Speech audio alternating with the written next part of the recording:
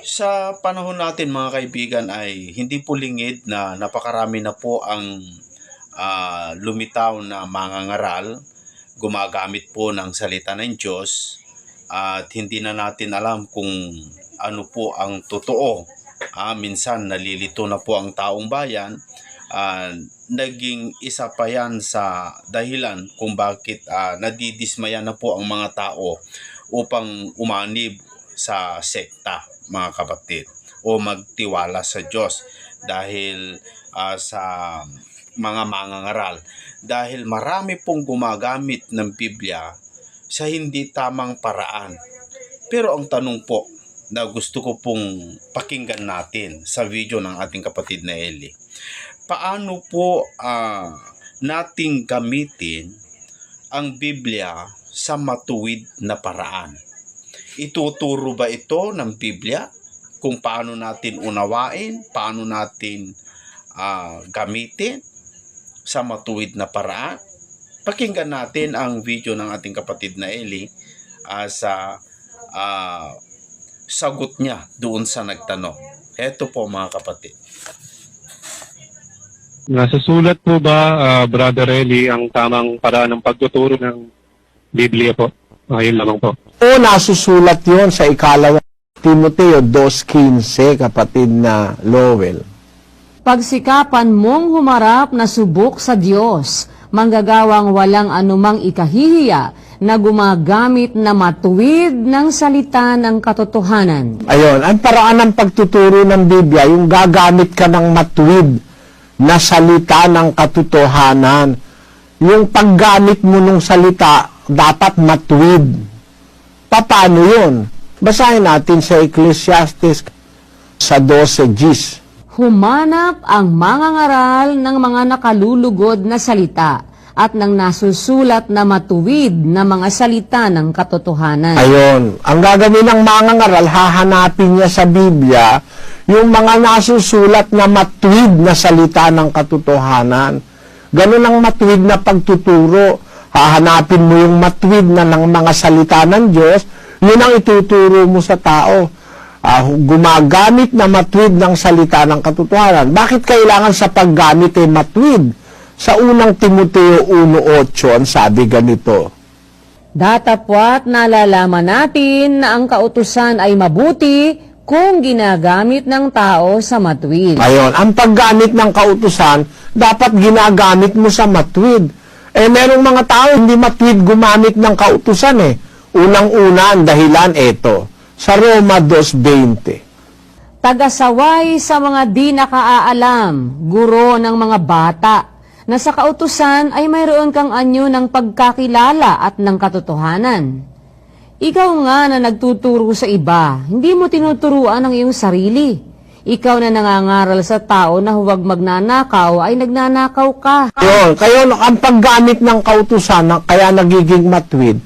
Unang-una, ikaw na nagtuturo, dapat susundin mo yung tinuturo mo. Kasi, ikaw nagtuturo ka sa iba, di mo naman tinuturoan ang sarili mo. Sabi mo sa mga tao, huwag kang magnanakaw, nagnanakaw ka. O kaya, ang paggamit ng kautusan, para maging matuwid ang paggamit, ikaw mismo, inia-apply mo sa sarili mo yung tinuturo mo.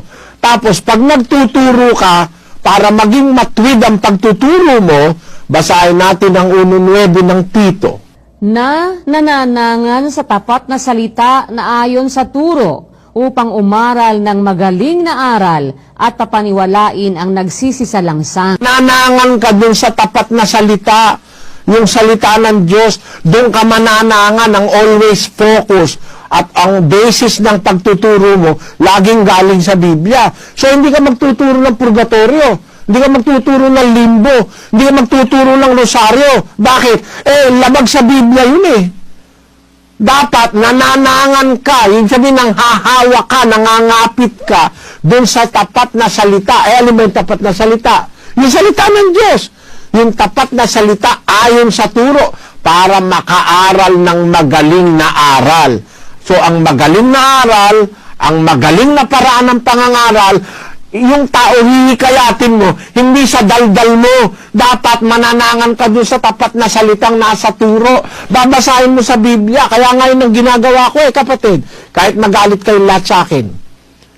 Kahit magalit kayo sa akin, ang lagi kong ipinipilit, yung nasa Biblia, doon tayo maghawak. Huwag tayo maniwala sa sabi ni gano'n, sabi ni ganire, sabi ng kung sino-sino. Kahit nga ang Hudyo pa may sabi. Bawal na paniwalaan natin pag hindi nakasulat. 1:14 ng Tito.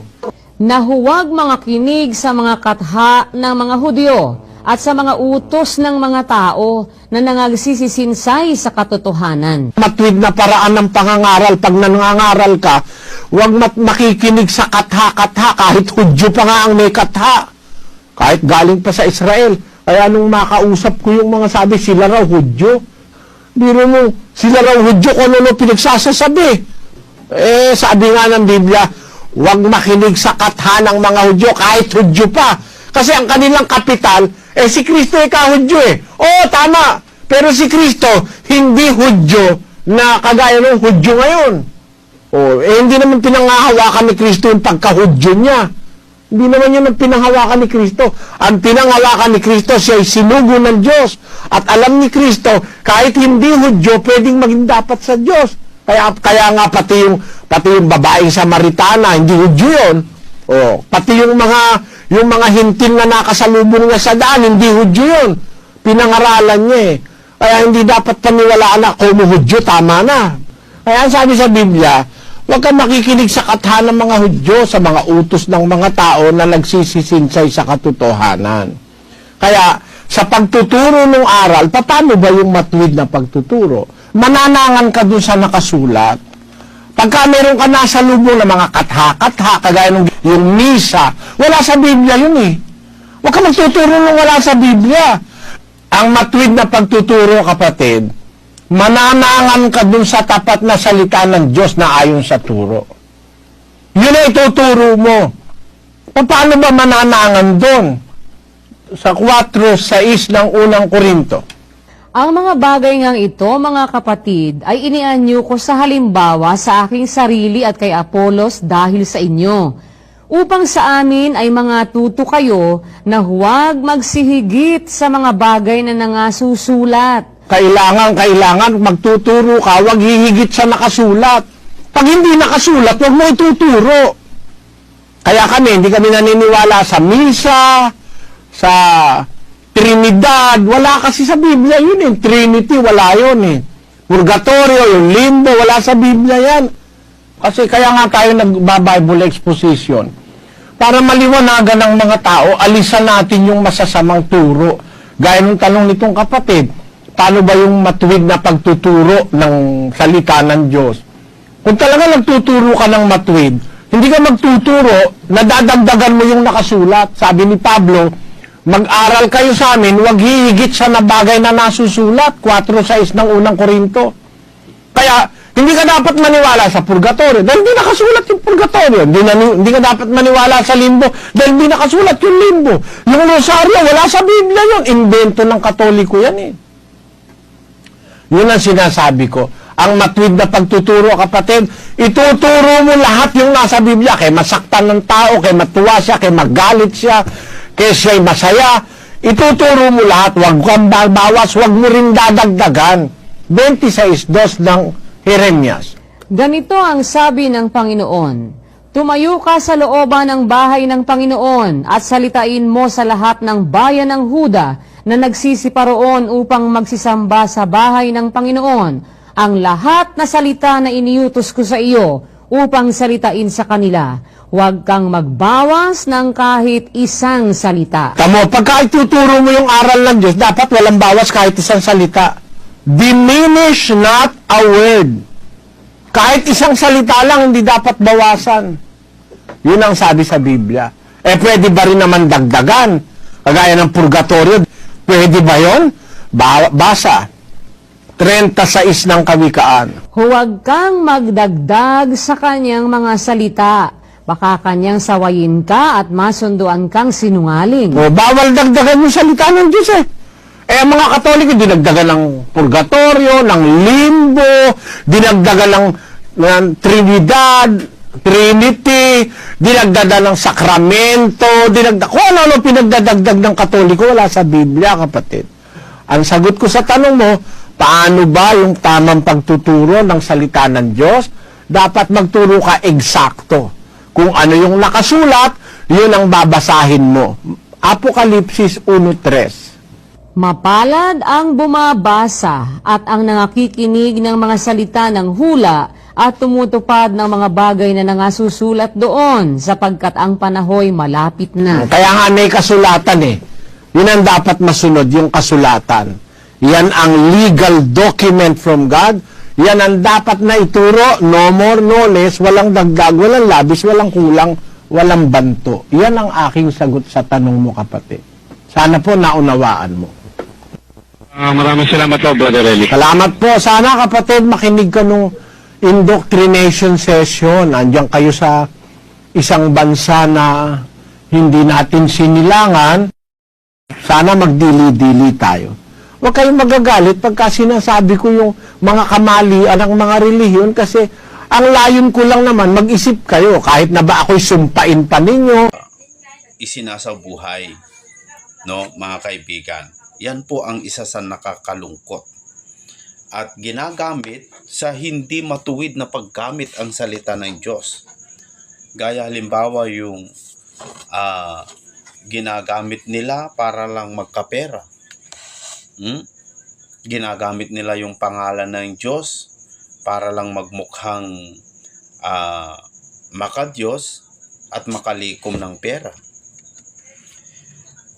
Sa Biblia, mayroon pong ganitong sinasabi na hindi talaga ginagamit yung eksakto dahil ipinag-uutos nila yung isang bagay pero hindi naman po nila ginagawa yung ipinag-uutos. Katulad dito po sa libro ng Mateo 23. May mga gumagawa nito eh. Sila pa yung umaangkin na sila daw yung karugtong ng ating Panginoong Jesucristo. O heto ang mababasa. Nang magkagayoy, nagsalita si Jesus sa mga karamihan at sa kanyang mga alagad na nangagsasabi, nagsisiupo ang mga eskriba at mga pariseyo sa luklukan ni Moises. Lahat nga ng mga bagay na sa inyo'y kanilang ipinag-utos ay gawin ninyo at ganapin. Datapwat, huwag kayong magsigawa ng alingsunod sa kanilang mga gawa, sapagkat kanilang sinasabi at hindi ginagawa. Yan po pala ang ugali ng mga pariseyo, mga eskriba. Sino kaya itong mga eskriba at pariseyo sa panahon natin? Ituloy natin ang pagbasa. Yung mga pariseyo daw, mayroon silang ipinasusunod pero hindi naman nila ginagawa. Meron silang ipinapangaral pero hindi naman sinusunod. Oo, sila'y nangagbibigkis ng mabibigat na pasan at mahihirap na dalhin at ipinapasan nila sa mga balikat ng mga tao. Datapwat, ayaw man lamang nilang kilusin ang kanilang daliri.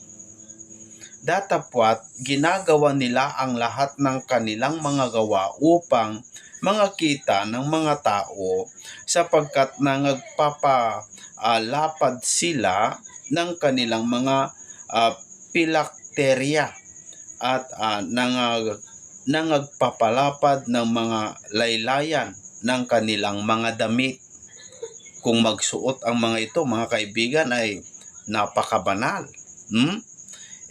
Meron silang ipinag-uutos, ngunit hindi naman po nila ginagawa. Nagpapapasan sila ng mga kautusan, pero hindi naman po nila pinapasan yung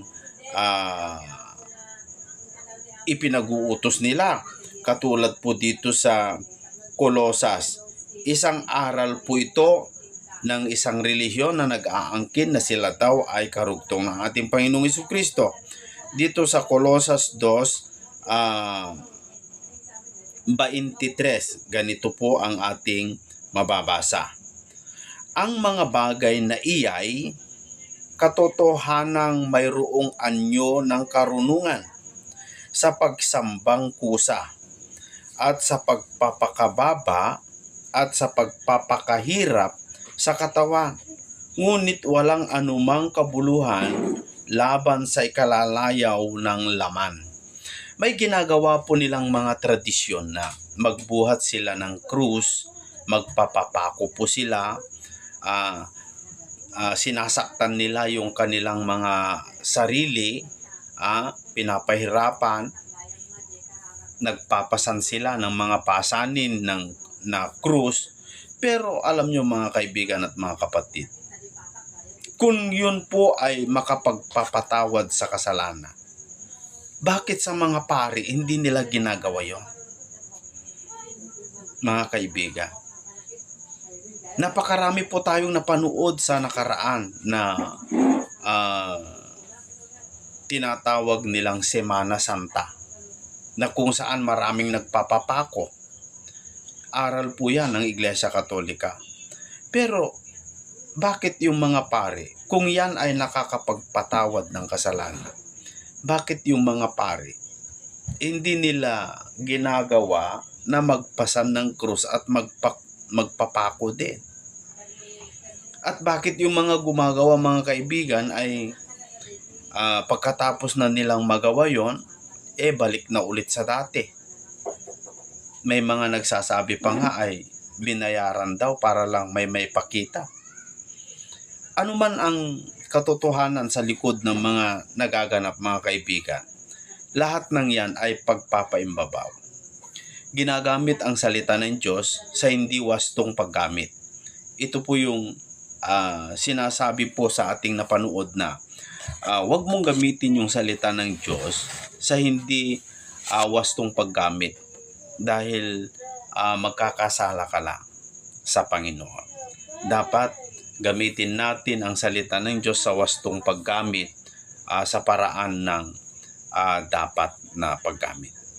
So, marami po tayong nakikita sa mga napakaraming mga mangangaral ngayon, kung ano-ano po yung ipinapangaral, ano po yung mga ipinapasunod sa tao na hindi po naman po sang-ayon sa Biblia.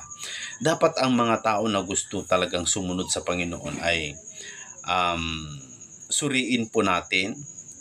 Isa po sa mga kautusan o utos ng mga apostol dito po sa unang Juan kapitulo 4 sa versikulo 1, ganito ang sabi ni Apostol Juan: Mga minamahal, huwag kayong magsipaniwala sa bawat espiritu, kundi inyong subukin ang mga espiritu kung sila'y sa Diyos, sapagkat maraming nagsisilitaw na mga bulaang propeta sa sanglibutan. Marami daw mga lumitaw na mga mangangaral. Hindi ko naman sinasabi na mga bulaan, pero ang sabi po ng Biblia, ang payo po ng Biblia, huwag kayong magsipaniwala agad, kundi inyong subukin. Ang alin? Ang bawat espiritu na nangangaral kung ito'y mula sa Diyos. Yan po ang payo ng mga apostol, mga kaibigan. So, ibig sabihin, mga kapatid, binibigyan tayo ng babala upang makapag-ingat. Hindi lamang po mga apostol, pati po ang Panginoong Jesucristo ay nagbigay din ng babala doon po sa Mateo 24, verse 4 hanggang verse 5, na mag-ingat kayo na huwag kayong mailigaw ng ninuman, no? Sapagkat maraming magsisiparito sa aking pangalan at magsasabi ako ang Kristo, at ililigaw ang marami.